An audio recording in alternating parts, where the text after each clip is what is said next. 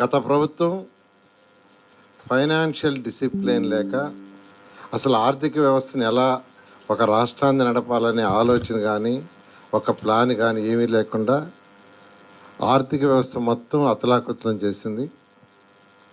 ఆఖరాకి central government ఇచ్చే 15th finance డబ్బులు కూడా ఈరోజు డైవర్ట్ చేయటం.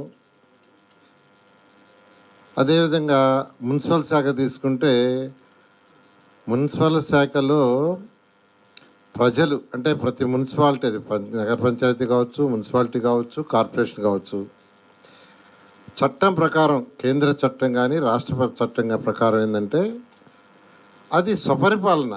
అంటే వాళ్ళ ఏరియా డెవలప్ చేసుకోవడానికి వాటర్ కావచ్చు, లేదా శానిటేషన్ కావచ్చు, లేదా డ్రైన్స్ కావచ్చు, లైట్స్ కావచ్చు, అవన్నీ చేసుకోవటానికి వాళ్ళు అక్కడ ట్యాక్సులు కలెక్ట్ చేసుకొని కౌన్సిల్లో పెట్టుకొని కౌన్సిల్లో ఏం అవసరమో దాని ప్రకారం నిర్ణయించే అధికారం వాళ్ళకుంది. వాళ్ళ కలెక్షన్స్ వాళ్ళే ఉపయోగించాలి. కానీ గత ప్రభుత్వం ఆ కలెక్షన్స్ మొత్తం సిఎఫ్ఎంఎస్లో పెట్టడం, దాన్ని మొత్తం డైవర్ట్ చేసేసింది. డైవర్ట్ చేసి ఈరోజు మున్సిపాలిటీలో అక్కడికి బ్లీచింగ్ పౌడర్ అవటానికి కానీ ఆయిల్కి కానీ దానికి కూడా కొన్ని మున్సిపాలిటీలో డబ్బులు లేకుండా చేసింది. అలా ఆర్థిక వ్యవస్థ అన్ని డిపార్ట్మెంట్లు సర్వనాశనమే. అయితే ఈ ప్రభుత్వం వచ్చిన తర్వాత ముఖ్యమంత్రి గారికి ఉన్న అపార అనుభవంతో ఈరోజు ఒక్కొక్కటిని ముందుకు తీసుకొస్తూ ఆర్థిక వ్యవస్థని గాడిలో పెడుతున్నారు. ఇప్పుడు నా శాఖ తీసుకుంటే మున్సిపల్ శాఖకి ఏప్రిల్ 1 నుంచి రాబోయే ఏప్రిల్ 1 నుంచి ఏ మున్సిపాలిటీకి వచ్చే కలెక్షన్స్ ఆ మున్సిపాలిటీలో వాళ్ళే ఖర్చు పెట్టుకునేటట్టుగా ఈరోజు క్లారిటీగా బడ్జెట్లో కూడా చెప్పడం జరిగింది. ముఖ్యమంత్రి గారికి ప్రత్యేకంగా ఈ విషయం నేను ధన్యవాదాలు తెలియజేస్తున్నాను. ఈరోజు బడ్జెట్ తీసుకుంటే 3,22,359 కోట్లతో బడ్జెట్ పెట్టారు. దీంట్లో అన్నిటికంటే ఇంపార్టెంట్ ఏంటంటే అందరికీ తెలిసిందే, నా శాఖకు సంబంధించి 13,862 కోట్లు మున్సిపల్ శాఖ కేటాయించారు. అందులో 6,000 కోట్లు యాక్చువల్గా సిఆర్డీకి అలాట్ చేయడం జరిగింది. అన్నిటికంటే ఇంపార్టెంట్, ఎలక్షన్స్కి ముందు ఏదైతే ప్రజలకి ప్రామిస్ చేశామో వాటిల్లో 2టిని ఆల్రెడీ నెరవేర్చడం జరిగింది. ఎన్టీఆర్ భరోసా పెన్షన్స్ 4,000 చేయటం, దానికి 27,518 కోట్లు ఈరోజు బడ్జెట్లో అలాట్ చేశారు. 27,518 అంటే చిన్న అమౌంట్ కాదు, చాలా పెద్ద అమౌంట్. అదేవిధంగా దీపం 2 పథకం, దానికి 2,600 కోట్లు. ఇవి 2 ఇంప్లిమెంట్ చేసాం. ఏదైతే ఎలక్షన్స్ ముందు చెప్పామో దానికి తగ్గట్టుగా మేనిఫెస్టోలో ఉన్న ఈ 2 ఇంప్లిమెంట్ చేయడం జరిగింది. తల్లికి వందనం, ఎంతమంది పిల్లలున్నా వాళ్ళ ఇంట్లో వాళ్ళందరికి కూడా 15,000 ఇస్తామని చెప్పడం జరిగింది. దానికోసంగా 9,407 కోట్లు బడ్జెట్లో ఇచ్చారు.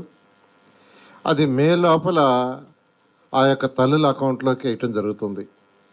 ఎందుకంటే ఈ అకాడమిక్ ఇయర్ లోపల ఇవ్వాలని ముఖ్యమంత్రి గారు నిర్ణయించారు. నెక్స్ట్ అకాడమిక్ ఇయర్ జూన్ 12వ తేదీ ప్రాంతంలో స్టార్ట్ అవుతాయి, సుమారుగా జూన్ 12. అందుకని మే ఎండింగ్ లోపల ఈ తల్లికి వందనం అనే యొక్క కార్యక్రమాన్ని పూర్తి చేయాలని ఈ బడ్జెట్లో పెట్టడం జరిగింది. అదేవిధంగా రైతన్నలకు అన్నదాత సుఖీభవ కోసంగా 6,300 కోట్లు, ఇది కూడా యాక్చువల్గా మేనిఫెస్టోలో పెట్టడం జరిగింది. ఈ విధంగా ఏదైతే సూపర్ 6 అని మేనిఫెస్టోలో పెట్టామో వాటిలో 2 ఆల్రెడీ కంప్లీట్ చేసాం. మరొక 2 ముఖ్యమైనవి, అవి కూడా యాక్చువల్గా ఈ మే మంత్లో తల్లికి వందనం, అన్నదాత సుఖీభవ కోసం వీలైన తొందరలో ఇది కూడా తొందరలో ఇవ్వాలని ముఖ్యమంత్రి గారు నిర్ణయించారు. ఈ విధంగా ఈరోజు బడ్జెట్లో ఏదైతే మేనిఫెస్టోలో ఉండే వాటికి అత్యధిక ప్రయారిటీ ఇస్తూ ఈరోజు ఈ బడ్జెట్ని, ఒక చక్కటి బడ్జెట్ని అన్ని డిపార్ట్మెంట్స్ వాటికి ప్రయారిటీ ఇస్తూ ప్రత్యేకంగా ఎస్సీల సంక్షేమానికి 20,240 కోట్లు, ఎస్టీల సంక్షేమానికి 8,159 కోట్లు, బీసీల సంక్షేమానికి 47,456 కోట్లు. బీసీలకి అత్యధిక ప్రయారిటీ ఇస్తూ ఈరోజు 47,456 కోట్లు బడ్జెట్లో పెట్టడం జరిగింది. అదేవిధంగా అల్పసంఖ్యాక వర్గాల వాళ్ళ కోసం కూడా 5,434 కోట్లు. సో పేదలు నిరుపేదల ప్రభుత్వాన్ని తెలియజేయడానికి ఇంతకంటే వేరే సాక్ష్యం అవసరం లేదు. కానీ జగన్మోహన్ రెడ్డి నేను అల్పసంఖ్యాక అని చెప్పేవాడు, కానీ ఆయన చేసింది ఏంది? ఏమీ లేదు. మొత్తం ఆర్థిక వ్యవస్థని మొత్తం నాశనం చేసేసి పోయారు. ఈరోజు అమృత్ తీసుకుంటే కేంద్ర ప్రభుత్వం ఇచ్చిన 8,500 కోట్లు మున్సిపాలిటీ దాంట్లో ఇస్తే దాంట్లో ఖర్చు పెట్టలా. ఎందుకు పెట్టలేదంటే మ్యాచింగ్ ఫండ్ ఇవ్వాల. అదేవిధంగా ఏషియన్ ఇన్ఫ్రాస్ట్రక్చర్ ఇన్వెస్ట్మెంట్ బ్యాంకు 2019 ఫిబ్రవరిలో 5,350 కోట్లు నేనున్నప్పుడు శాంక్షన్ చేయించాను. దానికి అక్కడి నుంచి ఫస్ట్ ఇన్స్టాల్మెంట్ వస్తే మ్యాచింగ్ 30%కి అదే ఆగిపోయింది. 2,800 కోట్లు స్వచ్ఛ భారత్లో ఇస్తే దానికి ఫస్ట్ ఇన్స్టాల్మెంట్ వాళ్ళు ఇస్తే దానికి మ్యాచింగ్ అదే ఆగిపోయింది. దీని అంతటి కారణం ఏంటంటే ఒక ప్లానింగు, ప్రాపర్ ఫైనాన్షియల్ ప్లానింగ్ లేక గత ప్రభుత్వం చేసింది. అయితే ఎన్నిటిని ముఖ్యమంత్రి గారు ఇప్పుడు ఒక్కొక్కటి సరిదిద్దుతూ కేంద్ర ప్రభుత్వంతో ఈరోజు ఉన్న యొక్క అవగాహనతో ఒక్కొక్కటి తీసుకుంటూ వస్తున్నాడు. త్వరలో ఈ రాష్ట్రం ఖచ్చితంగా ప్రజలు ఏదైతే నమ్మకంతో ఎన్డీఏని గెలిపించారో వారి యొక్క నమ్మకాన్ని బొమ్మ చేయకుండా ముందుకు తీసుకుపోతామని తెలియజేస్తున్నాను. మరొక విషయం, ఈ యొక్క వైసీపీ నాయకులు సాక్ష్య పత్రిక వాళ్ళు ఇచ్చే స్టేట్మెంట్లు చూస్తుంటే నిజంగా ఏదైనా చెప్పే అబద్ధాలైనా అతికెత్తట్టుగా ఉండాలి. ఈరోజు జడ్జెస్ బంగళాలకి స్క్వేర్ ఫీట్కి 10,042 రూపాయలు ఖర్చు అవుతుందని పేపర్లు వేశారు. వాళ్ళ దాంట్లో 10,042 రూపాయలు. ఏదైనా స్టడీ చేసి డీప్గా చేయాలి. యాజ్ స్టేజ్గా జడ్జెస్ బంగ్లాస్ తీసుకుంటే సివిల్ అండ్ ఆర్కిటెక్చరల్ కన్స్ట్రక్షన్ వర్క్కి 184 కోట్లు 184.25 కోట్లు ఖర్చు అవుతుందని టెండర్లో పెట్టారు. సివిల్ అండ్ ఆర్కిటెక్చర్ వర్క్ అంటే ఆ బంగ్లాల యొక్క సివిల్ వర్క్కి. ప్లంబింగు, శానిటరీ ఇన్స్టాల్మెంట్ వర్క్కి 20,78,00,000. ఇంటర్నల్ ఎలక్ట్రికల్ వర్క్కి 43.22 కోట్లు. మొత్తం civil, plumbing, sanitary installation, internal electrical వర్క్కి 248.25 కోట్లు. అంటే ఆ బంగ్లాల్లో ఈచ్ బంగ్లా యొక్క కన్స్ట్రక్షన్ ఇంక్లూడింగ్ ఎలక్ట్రికల్ కావచ్చు, ప్లంబర్ కావచ్చు, వీటన్నిటికీ 248.25 కోట్లు. ప్లింత్ ఏరియా తీసుకుంటే 5,82,121 చదరపు అడుగులు. 5,82,121. సో యావరేజ్ని తీసుకుంటే అది స్క్వేర్ ఫీట్కి 4,264 రూపాయలు అవుతుంది. 4,264 రూపాయలు బంగ్లాలు అవి, గ్రౌండ్ ఫ్లోర్, ఫస్ట్ ఫ్లోర్. అయితే ఆ ఏరియాలు ఎక్కడైతే ఈ బంగ్లాలు ఎన్ని కడుతున్నారో ఆ ఏరియాలోను ఆ బిల్డింగ్లోను వాళ్ళు ఎక్స్ట్రా ఐటమ్స్ కొన్ని అడగటంతో అవన్నీ టెండర్లో పిలిచారు. టెండర్ డాక్యుమెంట్లో క్లియర్గా పెట్టారు. అవేంటంటే సీసీటీవీ, ఎఫ్టీటీహెచ్, హెచ్విఏసి వీటికి 17 కోట్లు. తర్వాత home automation, additional interior works, modular furniture, retro fitting works వాటికి 33 కోట్లు. Cost of external infrastructure works such అంటే ఆ మొత్తం లేఅవుట్లో రోడ్లు వేయటానికి external సివరేజీ, external water supply, storm water drains, external electrical works including DG sets ఇవన్నీ చేయటానికి ఒక 95 కోట్లు. ఇవన్నీ కలిసిన మొత్తం తీసుకుని టోటల్ చేసినా కానీ అది మొత్తం 401 కోటి అయింది. 401.37 కోట్లు. ఇవి కాకుండా different taxes, DMF charges, merit charges, తర్వాత జిఎస్టీ. జనరల్గా మనం ఎవరి దగ్గర హౌస్ కొంటుంటే ఆ స్క్వేర్ ఫీట్ చెప్తారు, ప్లస్ దానికి జిఎస్టీ మళ్ళీ కట్టాలా. ఇక్కడ టెండర్లు అది కూడా వచ్చేస్తుంది. ఇవన్నీ వేసుకుంటే 492 కోట్లు. అయితే వాళ్ళు సాక్షి వాళ్ళు ఇచ్చింది ఏంటంటే 10,042. ఇలా సెక్రటరియట్స్ తీసుకున్న అంతే. సెక్రటరియట్ బిల్డింగ్స్ తీసుకున్న ఏదైతే civil work, electrical work, plumber work తీసుకుంటే అది 4,362. దాన్ని కూడా 9,430గా చిత్రీకరించారు.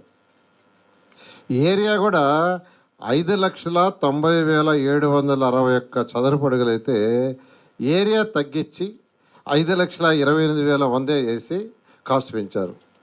కాబట్టి నేను అందరికీ చెప్తున్నాను, రాష్ట్ర ప్రజలందరికీ ఆ సాక్ష్య పత్రిక ఏ రాస్తుందో వాళ్ళకే తెలియదు. ఇవన్నీ యాక్చువల్గా ఏంటంటే యూనిట్ రేటే, ఈపీసీ కాంట్రాక్ట్ కూడా కాదు. ఈపీసీ కాంట్రాక్ట్ కూడా ఎస్ఆర్ రేట్స్ ఏదైతే ఉన్నాయో దాని ప్రకారం ఇచ్చాం. అందువల్ల మరొకసారి రాష్ట్ర ప్రజలందరికీ చెప్తున్నాను, ఈ యొక్క టెండర్లు ఏదైతే ఉన్నాయో ఈ క్వాలిటీగా చేస్తున్నాం.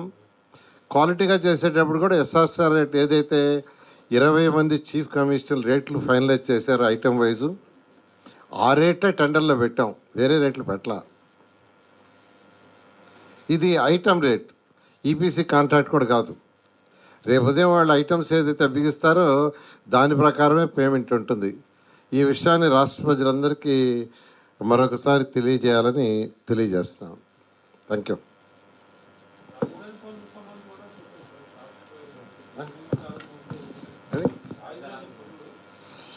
రాజధాని పనులు యాక్చువల్గా అంటే టెండర్లు ఆల్మోస్ట్ 90% యాక్చువల్ కాల్ఫర్ చేసాం, మరొక 10% ఉన్నాయి. అయితే ఎలక్షన్ కమిషను టెండర్లను అవార్డ్ చేయొద్దు, పిలుచుకోమన్నారు. అందువల్ల అన్నీ పిలిచాము. ఎలక్షన్ 8వ తేదీ యాక్చువల్ కోడ్ ఉంది. ఒకవేళ కోడ్ ఈ లోపల తీసేస్తే ఓపెన్ చేస్తాం. లాంటివి కోడ్ అయిపోగానే 8వ తేదీ అయిపోగానే 9వ తేదీ ఆదివారం వచ్చింది. 10వ తేదీ యాక్చువల్గా టెండర్లు ఓపెన్ చేయడం జరుగుతుంది. 11వ తేదీ వాళ్ళకి అవార్డ్ చేయడం జరుగుతుంది. అట్లా ఒక పక్కా ప్లాన్గా ముందుకు పోతున్నాం. అంతేకాకుండా ఈ ప్రాజెక్ట్ మొత్తం సెల్ఫ్ ఫైనాన్స్ ప్రాజెక్ట్. అంతకుముందు జగన్మోహన్ రెడ్డి దీని మీద కూడా పెద్ద కామెంట్ చేశాడు. ఏమని? రాష్ట్ర ప్రజల యొక్క ట్యాక్స్లని తీసివే అక్కడ లక్షల కోట్లు ఖర్చు పెడుతున్నారని. కానీ అమరావతి క్యాపిటల్ సిటీ చాలా క్లియర్గా ఆ రోజు డిజైన్ చేసేటప్పుడే దీన్ని ల్యాండ్ పుల్లింగ్లో ల్యాండ్ తీసుకున్నాం. 34,000 ఎకరాలని కేవలం 58 రోజుల్లో రైతులు ఒక్కటంటే ఒక లిటికేషన్ ల్యాండ్ ఇచ్చారు. ఆ రోజు డిజైన్ చేసినప్పుడు ఒక 5,000 ఎకరాలు నెట్ మిగులుతుంది అంటే వాళ్ళు ఇచ్చే దాంట్లో కానీ ఆల్రెడీ ఉన్న రోడ్లలో మిగిలింది కానీ గవర్నమెంట్ కానీ. దీంట్లో సుమారుగా ఒక 1000 నుంచి ఒక 1,200 ఎకరాలు డిఫరెంట్ కంపెనీస్కి, విట్ కావచ్చు, ఎస్ఆర్ఎం కావచ్చు, అమృత్ కావచ్చు, ఇలా నేషనల్ ఇంటర్నేషనల్ కంపెనీలకి ఇవ్వాలని, హోటల్స్కి, స్కూల్స్కి. మిగతా ల్యాండ్ని యాక్చువల్గా మానిటైజ్ చేసి బ్యాంకుల్లో లోన్ తెచ్చుకొని తర్వాత రేటు పెరిగిన తర్వాత అది అమ్మి తీర్చే పద్ధతి. అంటే రాష్ట్ర ప్రజలు కట్టే ట్యాక్స్లో ఒక్క పైసా కూడా దీని మీద పెట్టకుండా చేయడానికి ఆ రోజు ముఖ్యమంత్రి గారు దీన్ని డిజైన్ చేశారు.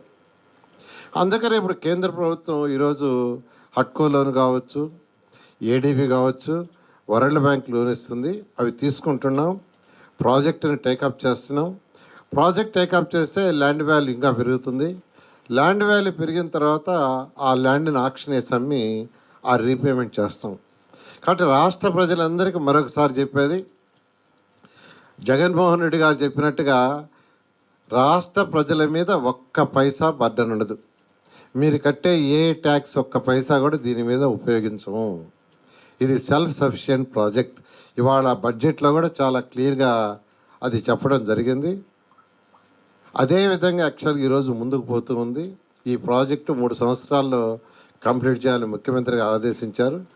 ఎలక్షన్, ఈ ఎమ్మెల్సీ ఎలక్షన్ రాబట్టి కొద్దిగా మాకు ఒక 1 మంత్ కాస్త దాన్ని టెండర్లు ఓపెన్ చేయడంలో డిలే అయింది. ఈ టెండర్లన్నీ 10వ తేదీ ఓపెన్ చేసి 11వ తేదీ వాళ్ళకి ఆర్డర్స్ ఇచ్చి బహుశా 15-16 తేదీల్లో మంచి రోజు చూసి యాక్చువల్గా వర్క్ స్టార్ట్ చేయడం జరుగుతుంది.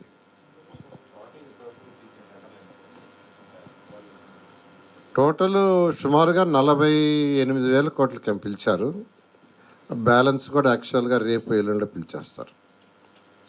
రేపు ఎల్లుండి యాక్చువల్గా ఏదైతే ఈస్ట్ నుంచి వెస్ట్కి మనం వేసిన రోడ్లు, ట్రంక్ రోడ్లు 1 కిలోమీటర్ డిస్టెన్స్లో ఉంటాయి. అవి 16 రోడ్లు మొత్తం. వీటిల్లో కొన్ని రోడ్లు నేషనల్ హైవేలకు వస్తాయి. అందులో సీడ్ యాక్సిస్ రోడ్డు కూడా ఒకటి కలుస్తుంది. అది కాకుండా E13, E15, E16, E11, E9. ఇందులో E13కి అయితే పైకేసేదానికి టెండర్ రెడీ అయిపోయింది. రేపు ఎల్లుండి పిలవబోతున్నారు. దాంట్లో ఫారెస్ట్ ల్యాండ్ ఉంటే కూడా ఫారెస్ట్ ల్యాండ్ క్లియరెన్స్ కూడా వచ్చింది. యాక్చువల్గా ఒక 50 ఎకరాలు ఉంటే అది కూడా ఇచ్చేసారు clearance. First E13 work start అవుతుంది. Next E15, next seed axis road కూడా తయారు. ఓకే.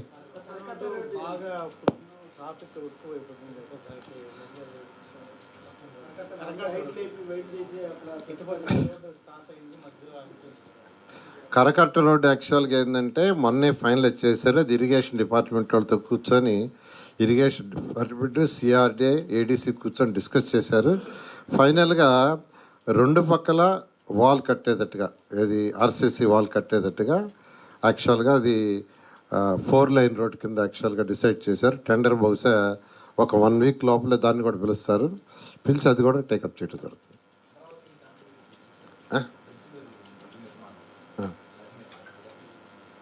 ఇప్పుడు జరిగేదా అంటే యాక్చువల్గా ఇప్పుడు ఏదైతే మనకు బైపాస్ రోడ్ ఏదైతే ఇప్పుడు జరుగుతుందో అది మరొక 6 months to 1 year పడుతుంది. అయితే బ్రిడ్జ్ తొందరలో అయిపోద్ది. బ్రిడ్జ్ పార్ట్ వరకు మరొక 2 నెలల్లో పూర్తి అయిపోతుంది. బట్ ఆ రోడ్డు మొత్తం కావాలంటే కొంత టైం పడుతుంది. ఎందుకనంటే మనం వేసిన ఈస్ట్ వెస్ట్ ట్రంక్ రోడ్స్ అన్నీ 1 kilometer డిస్టెన్స్. ఈస్ట్ అయినా అన్ని రోడ్లు 1 kilometer స్ట్రైట్ రోడ్స్, వెస్ట్ అయినా 1 kilometer స్ట్రైట్ రోడ్స్. అంటే ఎక్కడ అబ్స్ట్రక్షన్ ఉండకూడదు ఆ రోజు డిజైన్ చేసాం. అయితే ఇప్పుడు ఏదైతే బైపాస్ రోడ్ వేస్తున్నారో దాంట్లో అన్ని రోడ్ల దగ్గర 1 kilometer రోడ్డు దగ్గర అవతల నుంచి అవతల పోవటానికి లేకుండా చేశారు. అయితే మళ్ళీ ఈ ప్రభుత్వం వచ్చిన తర్వాత ముఖ్యమంత్రి గారు మళ్ళీ డిస్కస్ చేసి కాదు, ప్రతి 1 kilometer దగ్గర మీరు అవతల నుంచి అవతలకు పోయేటట్టుగా ఫ్రీ యాక్సెస్ ఉండాలన్నారు. దాన్ని యాక్చువల్గా వాళ్ళు యాక్సెప్ట్ చేశారు. ఆ వర్క్ జరుగుతుంది. దానికి వాళ్ళు అన్నది ఏంటంటే మరొక 6 నెలలు ఎక్స్ట్రాగా కావాలి సార్, 1 year లోపల కంప్లీట్ చేస్తున్నారు. డిజైన్ ఏం మార్చలేదు, same design. Okay, thank you.